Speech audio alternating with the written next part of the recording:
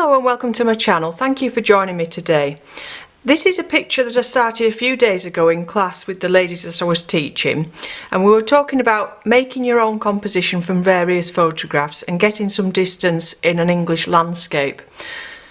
So I used quite a few different photographs, so this tries to get us away from sticking to copying a photograph and thinking about making our own picture rather than just copying. So these are all off Pixabay, and I'll put the link below to Pixabay if you haven't got that, but I'm sure a lot of you have heard me talk about it before and have had a look at the Pixabay site.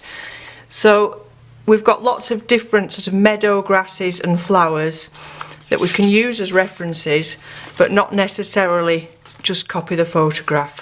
Things like dandelions, grasses.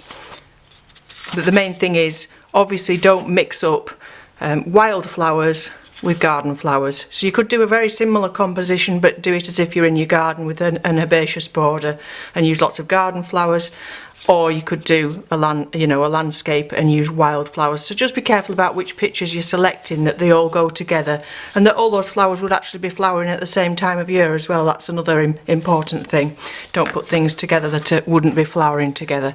So just have a think about making your own composition. So I'm not sure how much of this is going to show up to the camera because it's very delicate and light in the watercolour. But I've basically gone with sort of a bit of a curve here in the grasses, so I've not started on these grasses at this side yet. They go up this side and hit this side, and we've left a gap in the middle to allow the distance, the background to show through. But I've put very little background on there. Most of it's going to be about building up this foreground detail and giving us some distance. So by putting a lot of stronger colours in the foreground, which I will do as I go along, that's going to make these the sky and these distant hills recede even further.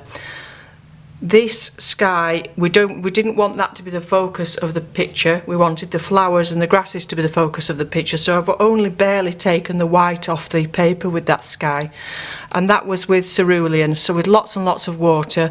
Don't forget your watercolours are always going to dry about 50% lighter when you put them on, so you do still want that to be a very weak wash. So do your drawing first, lightly in pencil, then put a very weak wash of your sky colour. You can come all the way down. The only bit that I didn't go over that with that sky colour, I went over everything except this one here, which was a dandelion. So it needed to be left white, and I'll sort of paint that negatively as I go along. But everything else, the blue covered, then I left that to completely dry, and then I put the sort of distant hill, and again that was with lots of water, and I added a little bit of red to the cerulean, so I added a little bit of alizarin, I think. And the cerulean blue is one of those pigments that granulates. So I don't know if you can see here, it's granulated and separated a little bit from the red, so it gives you sort of shapes of hills even though you've not intended them.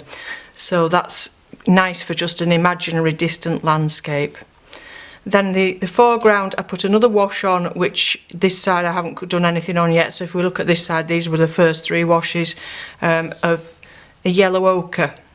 And again, you can see how pale that is, barely covering anything. And I did go around these daisy flowers with that so that we left them a little lighter.